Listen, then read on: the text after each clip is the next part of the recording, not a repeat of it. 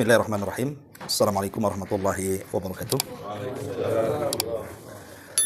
Alhamdulillah wassalatu wassalamu ala Rasulillah wa ala alihi wa sahbihi wa mawalah wa la haula wa la quwata illa billahi wa ba'du. Ahlan wa sahlan wa marhaban bi kudumikum ila Batam. Selamat datang ikhwan-ikhwan dari Singapura yang sudah sampai di Batam. Alhamdulillah pagi ini ada sedikit faedah kajian. Insyaallah kita akan membahas seputar sholatnya. Dan kita akan menjelaskan secara singkat tentang apa syarat-syarat sholat, apa rukun-rukun sholat, apa wajib-wajib sholat, dan apa sunnah-sunnah sholat. Kenapa kita perlu tahu tentang hukum-hukum seputar sholat ini? Karena kemarin Akhi Raza cerita tentang kasus dalam sholat, bicara tentang sujud sahwi. Jadi ada yang tidak paham ketika orang meninggalkan sujud sahwi. Meninggalkan sujud sahwi ini, lihat apakah yang ditinggalkan rukun ataukah wajib. Kalau yang ditinggalkan wajib, mungkin sah-sah saja. Dia tidak sujud sahwi dan dianggap sah. Tapi kalau meninggalkan rukun, itu tidak bisa diganti dengan sujud sahwi. Jadi mudahnya begini. Kalau orang meninggalkan rukun itu tidak bisa dianggap sah sholatnya karena sebuah kejahilan. Ataupun karena unsur ketidaksengajaan. Apalagi disengaja. Jadi gugurnya rukun itu tidak dilakukan hanya karena ketidaksanggupan saja.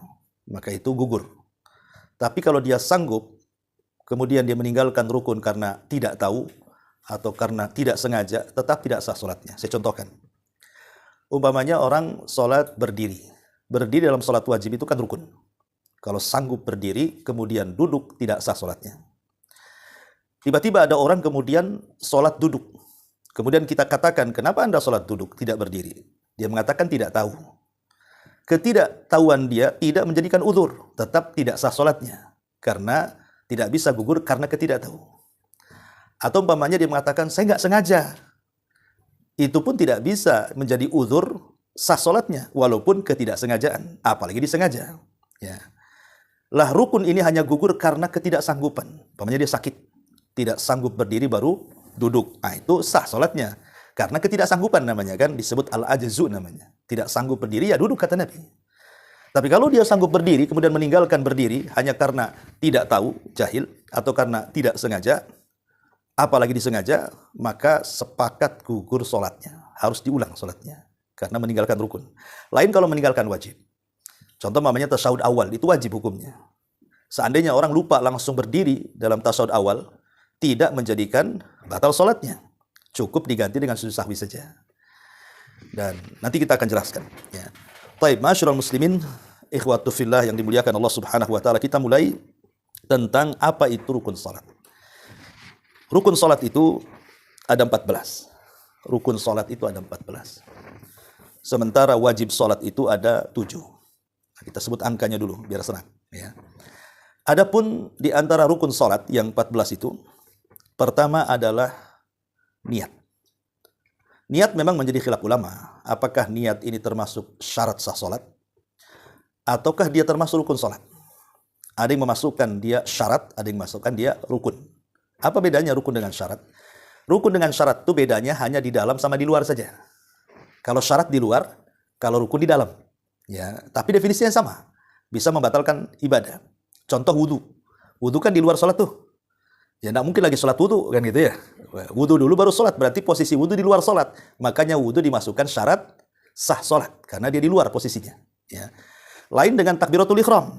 Takbiratul ihram kan sudah memulai sholat tuh. Berarti masuk dalam sholat kan. Berarti dia rukun. Jadi beda rukun dengan syarat itu hanya satunya di luar, satunya di dalam. Gitu saja. Lah niat ini menjadi khilaf ulama memang. Apakah dia termasuk syarat ataukah termasuk rukun? Ada yang mengatakan syarat, ada yang mengatakan rukun. Ini yang pertama. Tapi yang jelas bahwa niat dalam sholat itu tidak perlu dilafadkan.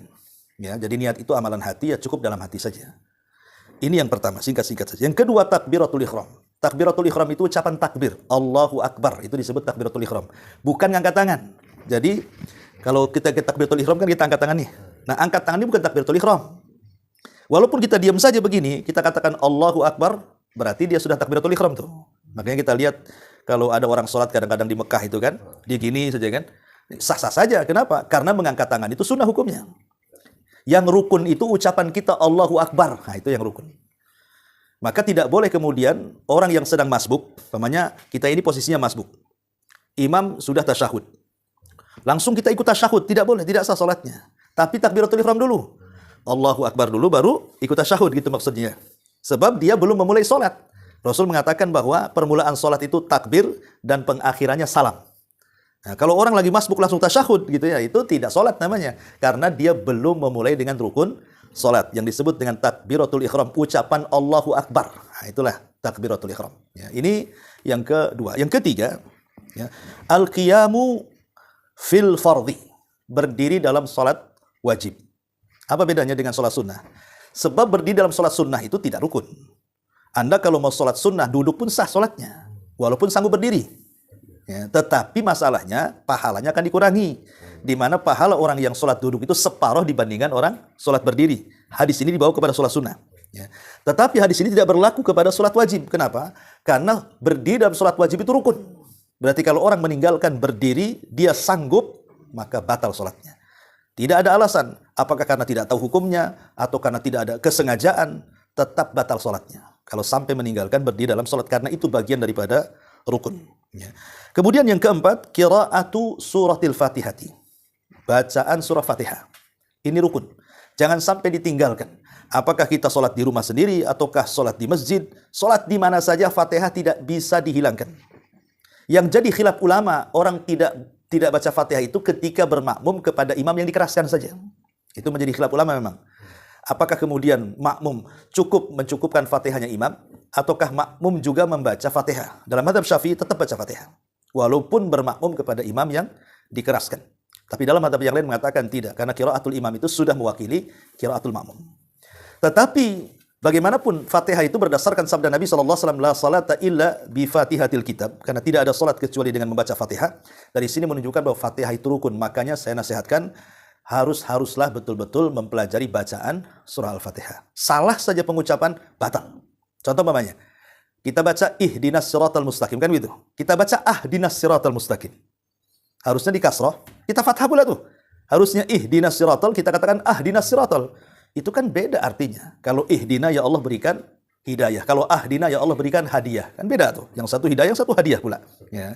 Jadi kalau bacaan Fatihahnya sampai salah, batal sholatnya. Karena kita bicara rukun. Lain kalau kita baca surat, salah. Nggak batal sholatnya, karena surat itu dibaca sunnah saja hukumnya. Nggak dibaca pun seandainya sholat itu Fatihah semua. Rekat pertama Fatihah, nggak baca surat. Rekat kedua Fatihah, nggak baca surat. Rekat ketiga Fatihah, nggak baca surat. Sah sholatnya. Kenapa? Karena dia tidak meninggalkan rukun.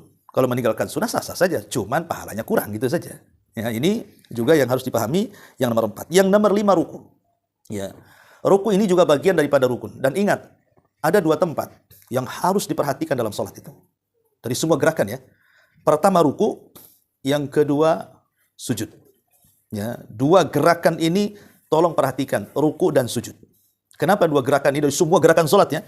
Yang betul-betul harus diperhatikan itu 2 tempat, ruku dan sujud. Karena ada hadis Nabi SAW yang dihasankan oleh Syekh Nasiruddin Albani rahimahullah ta'ala. Karena posisi ketika kita sedang ruku, Allah itu letakkan dosa kita di pundak. Ya. Dan ketika kita posisi sujud, Allah letakkan dosa kita di kepala.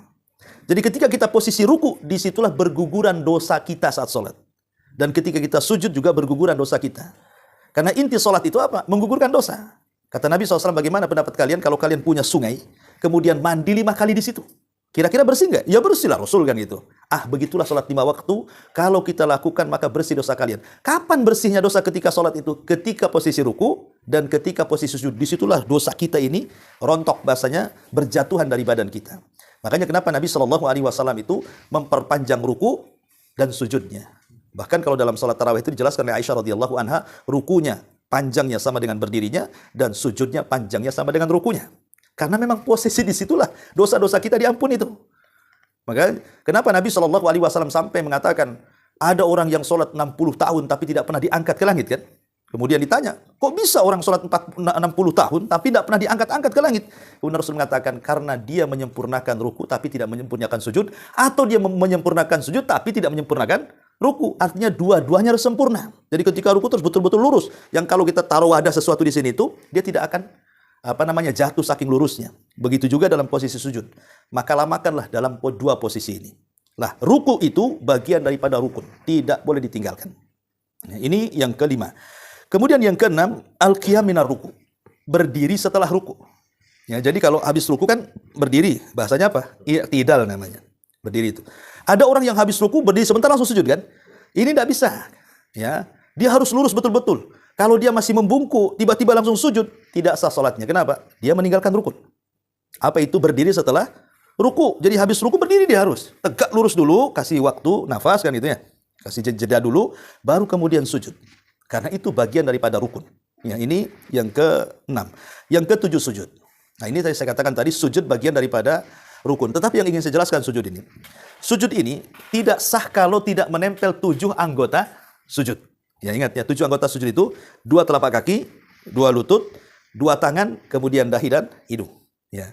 Ini kalau tidak nempel di bumi ketika sujud tidak sah salatnya. Jadi harus betul-betul nempel ininya, ujung-ujung jarinya, lututnya, tangannya, dahi dan hidung. Kapan itu ketika dikatakan sah? Ketika memulai mengucapkan subhana rabbiyal a'la. Jadi ketika kita mulai subhana rabbiyal a'la, di situ tancapkan semuanya. 2 ujung kaki, 2 lutut, 2 tangan, dan 2 dahi. Tapi kalau kita sudah membaca subhana rabbiyal a'la, walaupun bawahnya kakinya agak ngangkat, ya kan? Itu sah sujudnya, kata ulama. Yang jelas, dimulainya menancapkan 7 anggota sujud itu ketika mulai mengucapkan subhana rabbiyal a'la. Bisa dipahami ya? Ya. 3 kali paling sedikit, gitu ya. Lebih juga nggak apa-apa. Kemudian yang jadi khilaf para ulama adalah biasanya ketika sujud itu, oke lah mungkin 2 telapak tangan bisa rapat, bisa ke bumi, 2 lutut bisa ke bumi, 2 tangan bisa ke bumi. Kadang-kadang hidung. Ya mungkin agak terlalu begini, hidungnya tidak nancap gitu ya. Ini jadi khilaf ulama. Apakah ketika hanya cukup dahinya saja, hidungnya tidak menempel, itu dianggap sah sujudnya, berarti dianggap juga sah solatnya, ataukah tidak? Ini menjadi khilaf ulama. Ada yang mengatakan bahwa hidung dan dahi itu satu paket. Tapi ada juga yang mengatakan tidak, yang penting dahinya. Kalaupun hidungnya seandainya tidak menempel pun sah-sah saja. Nah, tapi ini ranah khilaf ulama. Tapi yang jelas kalau bisa sih kita sempurnakanlah dahi dengan hidung itu betul-betul menancap ketika membaca subhana rabbiyal a'la. Ya, ini yang keberapa tuh? Yang ke-7. Kemudian yang ke-8 al-julus baina sajdataini. Duduk di antara 2 sujud. Duduk di antara 2 sujud. Itu juga rukun tuh. Nah, berarti ketika habis sujud kemudian duduk, disitulah pentingnya kita berdoa. Kan di situ doa minta ampun kan, Rabbighfirli. Paling pendek, kemudian baca 3 kali, kemudian sujud lagi. Ini yang ke-8. Yang ke-9, ini yang paling penting. Tuma'ninah fi al-jami. Tuma'ninah dalam semua gerakan sholat. Ini rukun. Karena kita lihat, mungkin Anda pernah melihat satu YouTube di Indonesia itu, sholat taraweh tercepat di dunia kan. Ya, 5 menit dengan 23 rakaat. Tahu dolin, nggak tahu juga kapan itu, alhamdulillahnya kan. Tahu dolinnya aja yang keras ya. Nah, kemudian baru ruku, udah Allahu Akbar, Allahu Akbar. Itu kalau orang tua yang salat kayak gitu, itu pulang sakit pinggang tuh. Ya. Nah, tapi kalau anak muda ya sakit pinggang juga lah kalau kecepatan kan itu. Padahal tuma'ninah dalam salat itu rukun. Ya. Artinya tidak sah salatnya kayak gitu tuh. Sebab bagaimana apa sih manut tuma'ninah? Tuma'ninah itu sampai seluruh persendian kembali ke tempatnya masing-masing. Ya, jadi kalau umpamanya berdiri ya sampai betul-betul tegak. Nah, itu namanya tumakninah gitu ya. Ketika ruku sampai betul-betul lurus. Ya, itu tumakninah artinya. Artinya tumakninah ini identik dengan ketenangan dalam sholat. Tenang, sempurna, itulah tumakninah. Dan itu bagian daripada rukun sholat. Kemudian juga yang ke-10 al-julus litasyahudil akhir. Duduk untuk tasyahud akhir. Ini juga bagian daripada rukun sholat. Kemudian at-tasyahudul akhir, tasyahudnya juga rukun. Duduk beda, tasyahud beda. Ya, kalau duduk ya duduknya. Kalau tasyahud itu kebacaannya. Ya, itu dua-duanya rukun tuh. Ya. Kemudian yang nomor 12, sholawat atas Nabi. Kalau pada tasyahud awal, kan ulama berselisih pendapat, apakah bacaan tasyahud itu disamakan antara tasyahud awal dengan tasyahud akhir? Kan itu ya. Ataukah hanya tasyahud awal itu sebatas kalimat syahadat saja. Pemain at-tahiyatu lillahi wa salawatu wa thayyibat sampai kepada asyhadu alla ilaha illallah wa asyhadu anna muhammadar rasulullah langsung berdiri. Ataukah dihabiskan? Dihabiskan sampai innaka hamidum majid. Berarti bacaan tasyahud awal dengan tasyahud akhir sama, ya. Wallahu a'lam, ini menjadi ranah khilaf para ulama. Ya, kalau saya lihat fatwanya Syekh Shalih Fauzan hafizahullah taala, dia mengatakan sampai syahadat saja. Jadi dibedakan antara tasyahud awal dengan tasyahud akhir. Tapi kalau pendapat Syekh Albani rahimahullah taala, dia mengatakan sama antara bacaan tasyahud awal dengan tasyahud. Ini karena khilaf ulama lah kan itu.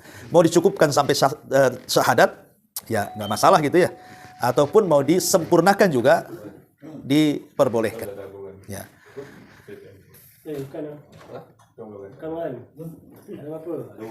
Oh, oke. Lanjut. Iya. Taib. Jadi kembali bahwa sholawat pada tasawuf awal itu tidak rukun. Yang rukun itu sholawat pada tasawuf akhir. Jadi tasawuf akhir ini bacaannya harus lengkap tuh. Baca tahiyat, baca syahadat, baca sholawat. Kan? At-tahiyatulillah, kemudian asyhadu alla ilaha illallah, kemudian Allahumma sholli ala Muhammad, dan seterusnya. Itu 3 poin ini nggak boleh tidak dibaca. Tahiyat, syahadat, sholawat. Adapun meminta perlindungan dari 4 perkara ini sunnah hukumnya, nanti kita jelaskan. Ya, itu yang paling rukun dalam bacaan tasahud akhir. Ini yang ke-12. Yang ke-13 at-taslim, salam.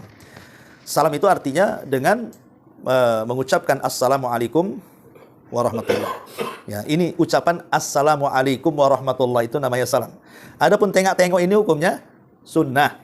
Jadi walaupun tidak tengok-tengok tidak masalah. Ya, tapi kan sayang nggak diamalkan kan. Ya, jadi tetap kalimat assalamualaikum warahmatullahnya itu yang penting. Ya, adapun tengok ke kiri ke kanan itu lain lagi hukumnya. Itu jangan ditinggalkan. Ya. Kemudian yang terakhir tartib. Ya, tartib itu ya harus sesuai dengan sholatnya Nabi. Jangan sholat dimulai dari ruku dulu atau dimulai dari duduk dulu, dimulai dari sujud, nggak boleh. Ya sudah ada tertibnya. Dari takbiratul ihram, iftitah, Fatihah, surat, ruku, itu namanya tartib itu namanya. Ini 14 perkara ini ulama mengatakan rukun. Saya ulang, rukun ini penting. Tidak bisa digugurkan karena lupa. 1. Kenapa tak berdiri? Lupa saya, batal sholatnya. Ya. 2, tidak bisa digugurkan karena jahil. Kenapa tadi tidak berdiri? Oh, saya tidak tahu hukumnya, batal sholatnya. Ya. 3, apalagi ditinggalkan secara sengaja, makin lagi batal sholatnya. Jadi gugurnya rukun hanya 1, ketika tidak mampu. Ya, ketika tidak mampu sakit, tidak mampu berdiri, ya sudah. Duduk, nggak mampu duduk, berbaring. Nggak mampu berbaring, kuburkan saja dan mati. Ya. Ini yang pertama. Yang kedua, ini bicara rukun sholat. Kita masuk pada wajib sholat. Ya. Wajib ini, dia tidak membatalkan sholat kalau ditinggalkan. Tetapi membatalkan sholat kalau ditinggalkan dengan sengaja. Ingat ya. Jadi wajib ini baru dikatakan batal kalau ditinggalkan karena sengaja. Tapi kalau ditinggalkan karena unsur ketidaksengajaan, entah lupa, ya, maka ini tidak membatalkan sholat. Tetapi dia boleh ditutup atau disempurnakan dengan sujud sahwi. Ingat ya, yang menyempurnakan sholat itu 3. Yang menyempurnakan sholat. Setiap sholat kita ini pasti ada kekurangan. Tidak ada satupun manusia yang sempurna sholatnya 100%. Pasti ada kekurangan. Entah melamun, entah kurang tumaknina, entah banyak pikiran gitu kan. Mestilah dalam sholat itu, entah gerakan, entah bacaan. Tidak ada orang sholat sempurna. Pasti ada kekurangan. Tetapi kekurangan ini bisa kita sempurnakan dengan 3 perkara. 1, dengan sholat sunnah, rawatib. Disebut dengan qobliyah dan ba'diyah. Ya. 2, dengan istighfar setelah sholat. Ada wirid istighfar setelah sholat. Pokoknya kalau udah assalamualaikum warahmatullahi, assalamualaikum, langsung astagfirullah, astagfirullah, astagfirullah. Lah istighfar 3 kali setelah sholat atau masuk dalam wirid sholat, itulah penyempurna sholat. Kenapa setelah sholat langsung istighfar coba? Kenapa nggak zikir yang lainnya? Kok disuruh istighfar? Karena sholat kita ini pasti ada kekurangan. Maka kan ada kekurangan, kita istighfar kepada Allah. Nah, jangan minimalnya, kalaupun kita sedang tergesa-gesa, jangan tinggalkan istighfar setelah sholat. Karena itu yang menyempurnakan sholat. Kemudian yang ketiga, sujud sahwi. Nah, inilah sujud sahwi, inilah yang menyempurnakan sholat. Ketika kita menambah, ketika kita mengurangi, ketika kita ragu-ragu, inilah sujud sahwi yang menyempurnakannya. Lah, sujud sahwi ini berlaku pada 2 tempat. Pertama, meninggalkan rukun. Yang kedua, meninggalkan wajib. Tapi bedanya, kalau meninggalkan rukun, dia harus mendatangkan rukun yang ditinggalkannya, baru kemudian sujud sahwi. Kalau wajib, tidak perlu mendatangkan kewajiban yang ditinggalkannya, cukup sujud sahwi. Yang mana itu? Yang rukun. Rukun dengan wajib. Masalah sujud sahwi. Bukan malu. Oh. Iya. Jadi sujud sahwi di antara rukun dan wajib ini, kalau wajib ditinggalkan, tidak perlu mendatangkan yang ditinggalkannya. Cukup sujud sahwi. Tapi kalau rukun, wajib mendatangkan yang ditinggalkannya, kemudian sujud sahwi. Saya contohkan biar mudah. Ya. Orang meninggalkan tasawuf awal. Kan sering tuh. Lupa kita kan tasyahud awal ditinggalkan itu. Tahu-tahu langsung berdiri. Berarti yang ditinggalkan apa? Wajib. Tasyahud awal itu wajib. Tasyahud akhir rukun. Itulah bedanya. Tasyahud awal wajib. Kalau orang meninggalkan tasyahud awal, tidak perlu didatangkan lagi. Cukup nanti di akhir sebelum salam langsung sujud sahwi. Itu sudah menggantikan tasyahud awal yang ditinggalkan. Paham ya? Nah, tapi kalau dia meninggalkan rukun, contoh sujud. Sujud cuma 1 kali, padahal 2 kali sujud itu kan? Berarti kan dia meninggalkan rukun kan? Kan tadi saya katakan di antara rukun, sujud, ruku kan itu. Nah, sujud pun 2 kali gitu. Dia cuma 1 kali, langsung berdiri. Padahal belum duduk di antara 2 sujud, belum sujud. Berarti kan meninggalkan 2 rukun tuh. Maka harus didatangkan dengan 1 rakaat sempurna. Tambah 1 rakaat. Kalau ingat dalam solat, kalau dah habis solat? Ya, diulang. Diulang solat semua sekali? Apanya? Kalau ingat dalam solat? Tidak, diulang yang ditinggalkan itu saja. Pamannya habis salam nih. Assalamualaikum. Tadi kurang 1 kan? Tambah 1 rakaat. Jadi meninggalkan 1 rukun itu gantinya 1 rakaat. Kemudian setelah salam, kemudian dia sebelum salam sujud sahwi baru salam. Paham ya? Jadi kalau meninggalkan rukun dia harus mengganti. Setelah diganti baru sujud sahwi. Tapi kalau meninggalkan wajib tidak perlu diganti. Langsung sujud sahwi saja. Oke, sampai di sini? Siap. Nah, kalau meninggalkan wajib tak boleh sujud sahwi boleh juga. Kalau meninggalkan wajib, 1. Kalau unsurnya sengaja, batal sholatnya. Sengaja ditinggalkan, batal sholatnya. Kalau tidak sengaja karena lupa atau karena ketidaktahuan, ya, maka dia sujud sahwi. Tapi ulama mengatakan, seandainya dia tidak mendatangkan sujud sahwi, sah nggak ibadahnya? Sah kata ulama, tapi berdosa. Karena meninggalkan wajib. Hukumnya dosa meninggalkan wajib. Ya, dan mengurangi pahala kan itu ya. Makanya sujud sahwi dalam wajib itu penting, jangan ditinggalkan. Memang sah ibadahnya tidak ada masalah. Tapi Anda meninggalkan wajib. Apa hukum meninggalkan wajib? Berdosa. Lain meninggalkan sunnah tidak ada masalah. Ini yang ditinggalkan wajib. Sesuatu yang ditekankan oleh Allah ditinggalkan. Berdosa dia. Walaupun ibadahnya sah. Oke? Lanjut. Sekarang apa wajib sholat itu? Ya, pertama, takbiratul intiqal. Takbir, ucapan Allahu Akbar pada setiap gerakan. Kan kalau kita ruku, Allahu Akbar. Sami Allahu liman hamidah. Ketika sujud, Allahu Akbar. Ucapan Allahu Akbarnya itu loh. Ya, kan ucapan Allahu Akbar kan cuma 2. Pertama, ketika takbiratul ihram, itu rukun. Yang kedua, Allahu Akbar pada setiap gerakan berpindah satu ke gerakan yang lainnya. Mesti kita baca Allahu Akbar kan? Lah, takbiratul ihram, kalimat Allahu Akbar di takbiratul ihram, rukun. Setelah itu, takbir-takbir sampai selesai sholat, wajib. Paham? Nah, ini yang pertama. Yang kedua, tasmi. Ucapan sami Allahu liman hamidah. Rukunya rukun. Tapi ucapannya sami Allahu liman hamidah wajib. Jadi kalau orang meninggalkan sami Allahu liman hamidah langsung pamit ruku langsung berdiri nih. Lupa tidak mengucapkan sami Allahu liman hamidah langsung berdiri, sujud sahwi. Kenapa? Karena meninggalkan wajib. Nah gitu ya. Ini yang kedua. Yang ketiga, at-tahmid. Ucapan Rabbana walakal ham setelah bangkit dari ruku. Tetapi ada yang mengatakan ini wajib bagi imam, wajib bagi makmum, dan wajib bagi orang yang sholat sendiri. Wajib bagi imam, wajib bagi makmum, dan wajib bagi orang yang sholat sendiri. Ucapan Rabbana walakal ham. Kemudian juga yang keempat, at-tasbih bir ruku. Subhana rabbiyal azim. Ya, jadi rukunya rukun, tapi bacaan doa dalam ruku itu wajib. Ya. Kemudian ucapan tasbih dalam sujud, Subhana rabbiyal a'la. Sujudnya rukun, tapi bacaannya wajib. Nah, gitu ya. Kemudian juga yang nomor 6, ucapan Rabbighfirli di antara 2 duduk 2 sujud. Duduknya rukun, bacaan Rabbighfirlinya wajib. Ya. Dan yang terakhir tasyahud awal. Tasyahud awal dan duduk di tasyahud awal itu adalah wajib. Bukan, maksudnya hukumnya. Ya, baik bacaan tasyahudnya ataukah duduknya, dua-duanya wajib. Nah, ini namanya wajib sholat nih. Ya, saya ulangi, takbir intiqal. Yang kedua, ucapan sami Allahu liman hamidah. Kemudian yang ketiga, ucapan Rabbana walakal ham. Kemudian yang keempat, ucapan Subhana rabbiyal azim. Kemudian yang kelima, ucapan Subhana rabbiyal a'la. Dan yang terakhir, yang nomor 6, ucapan Rabbighfirli. Dan yang terakhir nomor 7, doa tasyahud dan juga sujud duduk di tasyahud awal. Nah, ini namanya kewajiban sholat. 7 perkara ini termasuk wajib sholat. Ya, kalau ditinggalkan secara sengaja, batal sholatnya. Kalau ditinggalkan tidak sengaja, lakukan sujud sahwi. Gitu saja. Ya, kalau bicara tentang wajib sholat. Adapun sunnah-sunnah sholat, Sunnah sholat terbagi dua. Ada sunnah ucapan, ada sunnah perbuatan dalam sholat itu ya. Adapun sunnah ucapan, baca iftitah. Baca iftitah ketika habis takbiratul ihram kan ada iftitah tuh. Ya, macam-macam lah itu doa bentuk-bentuk yang diajarkan Nabi. Ada Allahumma ba'id baini, ya kan? Ada subhanakallahumma, macam-macam. Nah, itu kalaupun tidak dibaca tidak ada masalah. Pamannya langsung baca Fatihah pamannya kan? Sah sholatnya. Kenapa? Karena iftitah sunnah. Ya, ini yang pertama. Yang kedua, ta'awud dan basmalah. Ucapan a'udzubillahi minasyaitonirrajim, bismillahirrahmanirrahim, kemudian membaca bacaan. Nah, ini ucapan a'udzubillahi minasyaitonirrajim di permulaan salat, kemudian basmalah, itu sunnah. Walaupun tidak dibaca tidak ada masalah. Ya, tetapi sebaiknya jangan ditinggalkan walaupun sunnah. Ini yang kedua. Yang ketiga, ucapan amin. Pemain imam mengatakan ghairil maghdubi alaihim waladhdallin. Kita diam saja. Sah salatnya. Cuman rugi kan? Karena amin itulah kalimat yang membuat orang Yahudi sakit hati. Dan kalimat amin ini kalau bertepatan dengan aminnya malaikat, dosa-dosa kita diampuni. Kan gitu ya.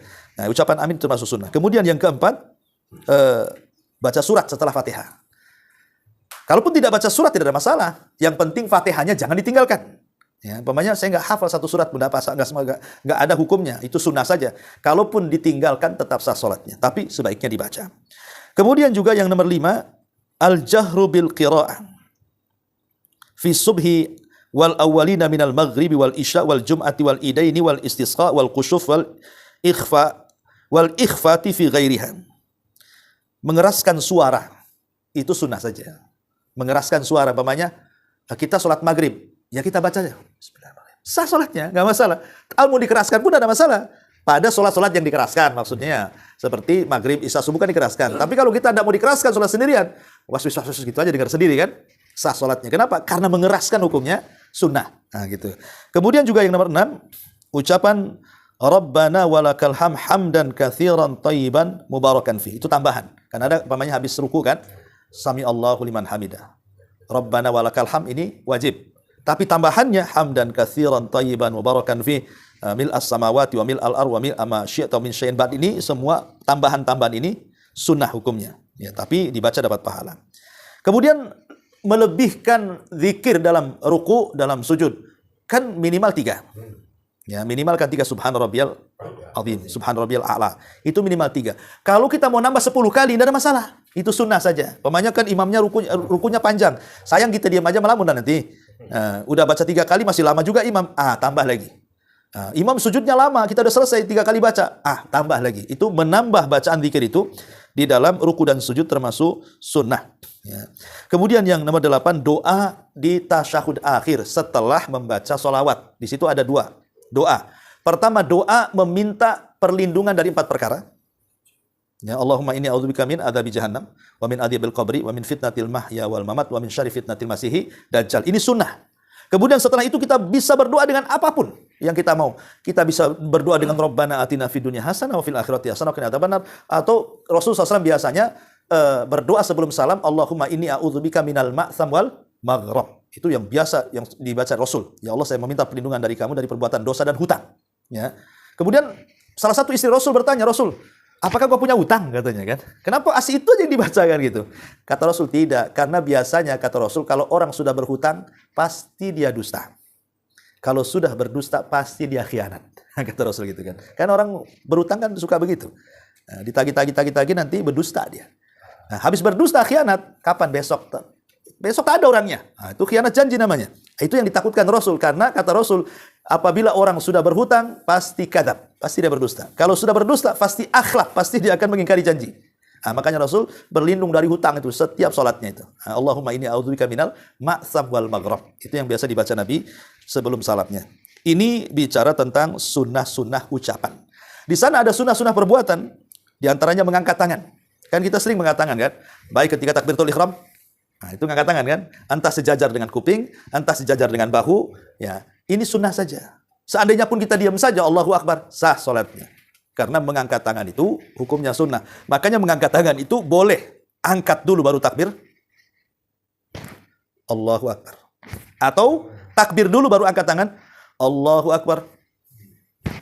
Atau berbarengan dengan takbir. Allahu Akbar. Tiga-tiganya boleh.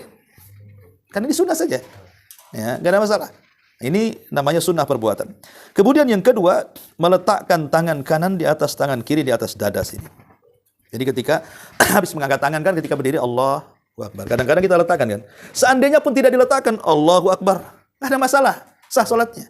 Karena meletakkan di sini sunnah. Ya, walaupun kita begini sah salatnya. Tapi kalau kita mau letakkan begini dapat pahala karena mengerjakan sunnah. Ya, ini yang kedua. Yang ketiga, melihat ke tempat sujud. Jadi ketika kita berdiri, posisi berdiri, Allahu Akbar. Melihat ke tempat sujud ini sunnah hukumnya. Ya, bahkan dalam mazhab Abu Hanifah, justru melihat bukan ke tempat sujud, tapi ke depan. Gini. Kenapa? Karena mengambil dalil dari firman Allah surah Al-Baqarah itu, fa aina ma tuwallu fa thamma wajhullah. Kemanapun wajahmu dipalingkan, disitulah ada wajah Allah. Jadi tidak mesti ke tempat sujud, ya kan?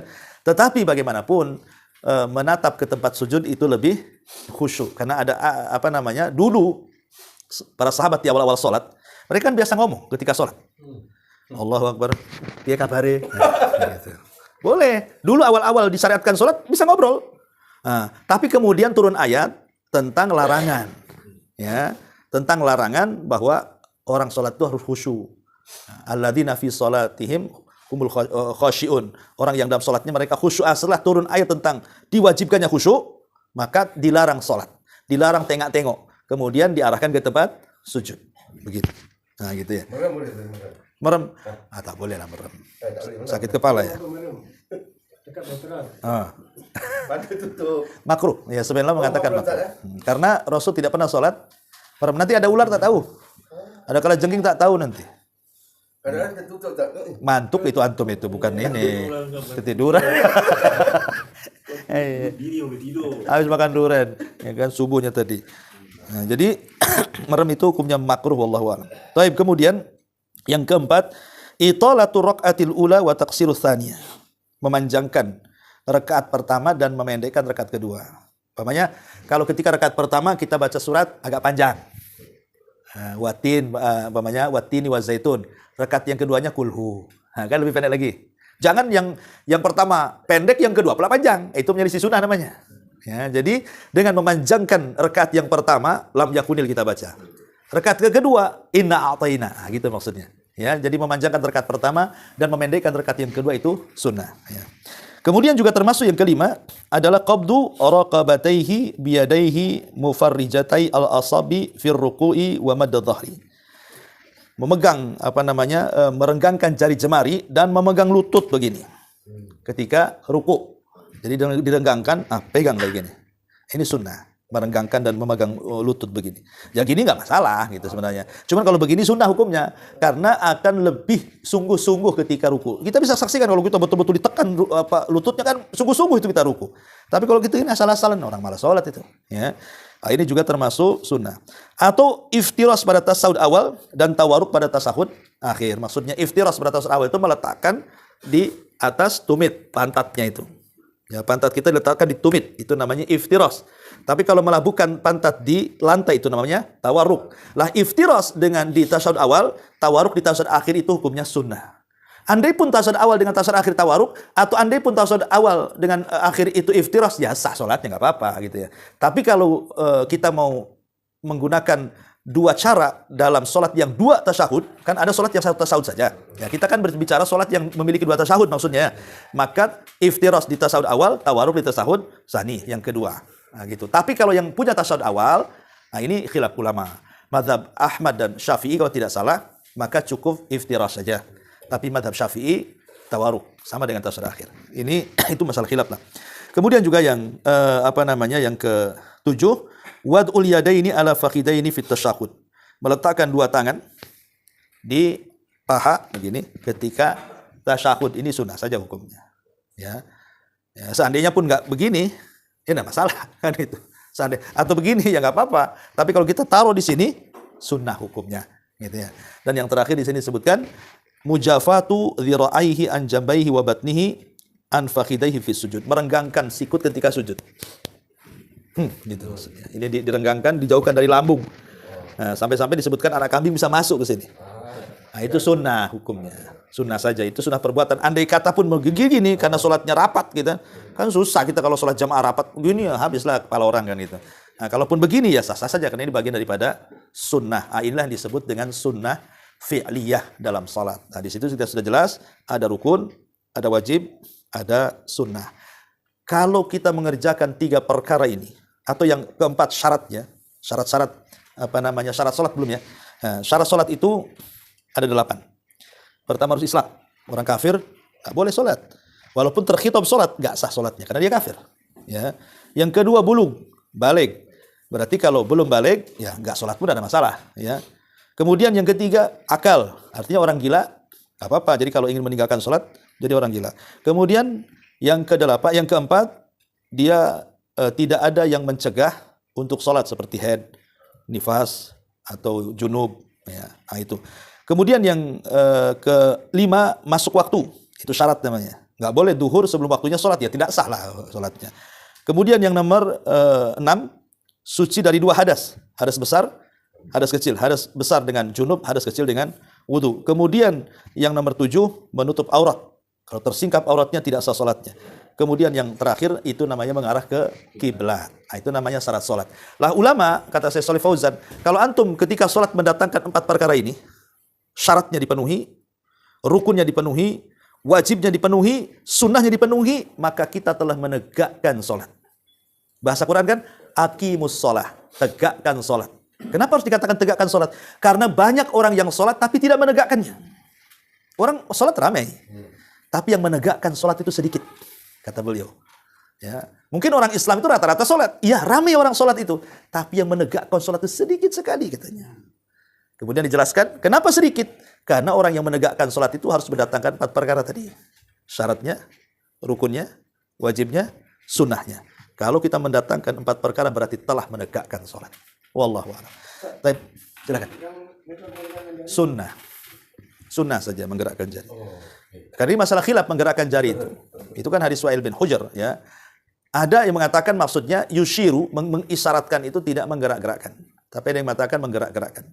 Ya, yang menggerak-gerakkan silakan, yang tidak juga nggak apa-apa kan itu. Itulah masalah fikih kan masalah luas masalahnya.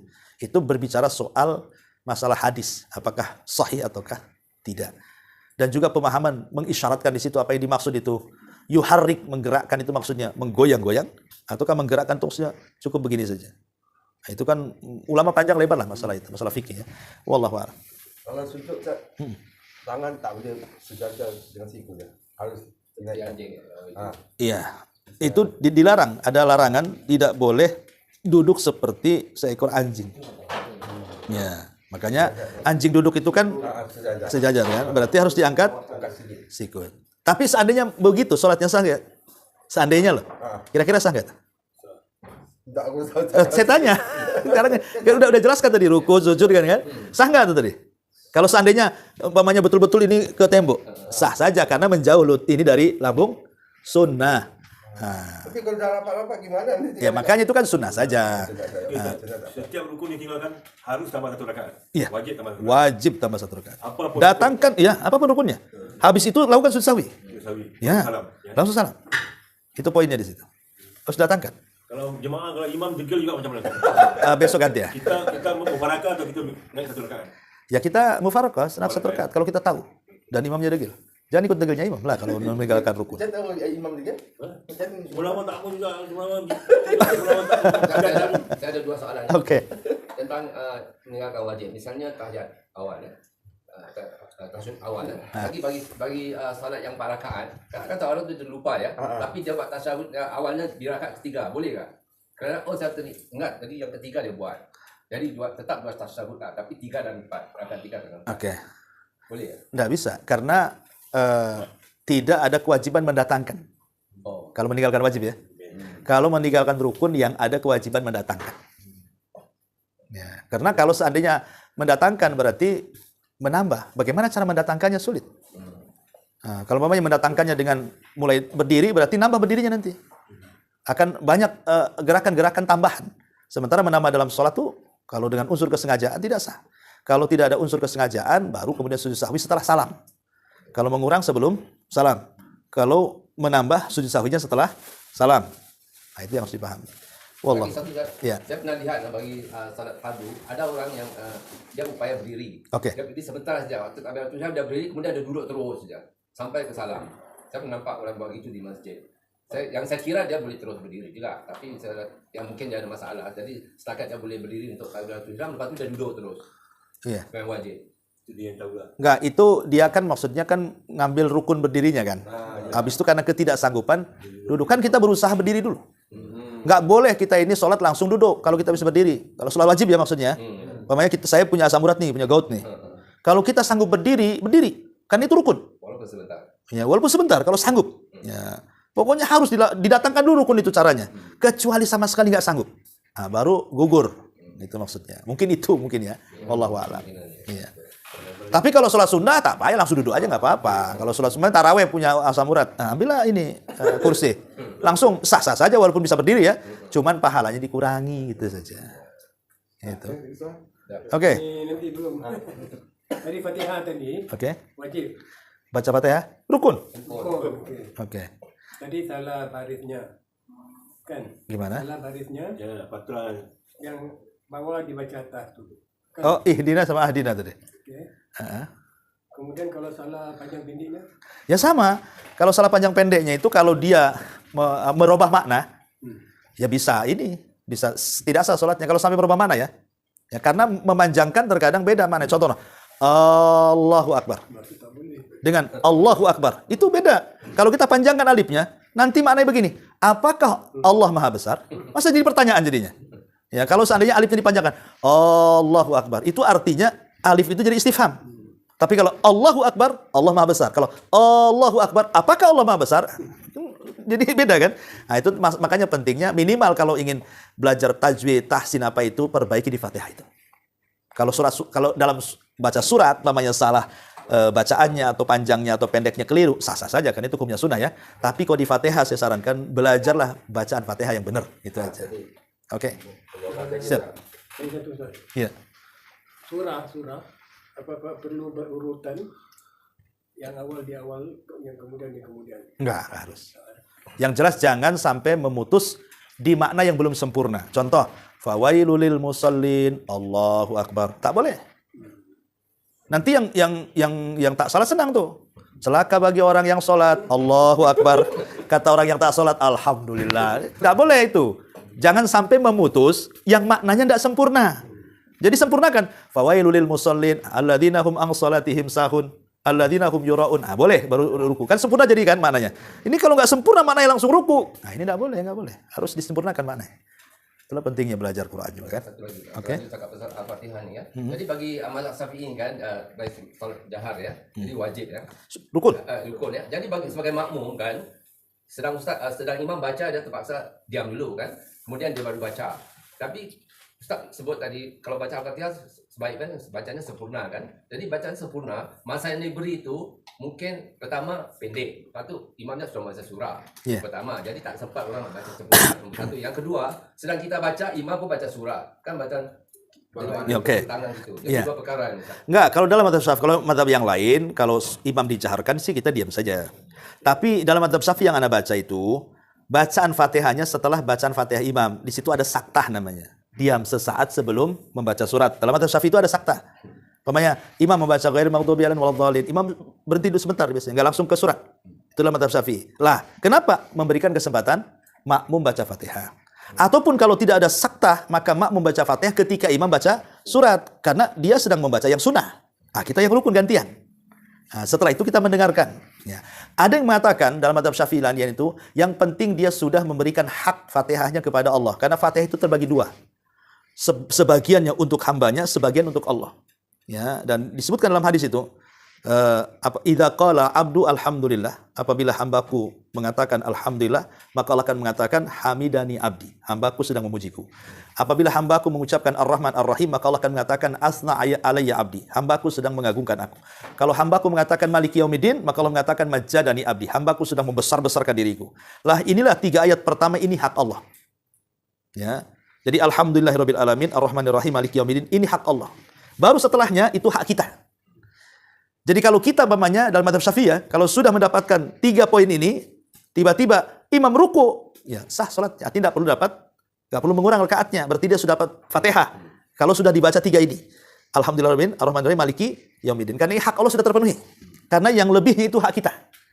Ya, ihdinas siratal mustaqim siratal ladzina, itu kan hak kita semuanya itu. Balik ke kita semuanya. Tapi kalau yang pertama, kedua, ketiga, dan alhamdulillah sampai maliki yaumiddin itu hak Allah semuanya.